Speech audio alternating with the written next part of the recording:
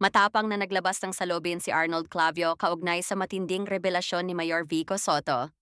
Nagsalita si Clavio ng umani ng pansin ang mga pahayag ni Vico Soto na tila pasaring laban sa ilang mga media personalities tulad nila Corina Sanchez at Julius Babao. Ayon kay Clavio, hindi umano dapat magtago ang isang opisyal sa mga parinig o haka-haka, kundi diretsong tumugon sa mga isyo. Marin niyang sinabi, huwag kang magtago sa mga isyu pasaring parinig o haka-haka dahil sa industriya namin mahalaga ang terminong verification ng facts.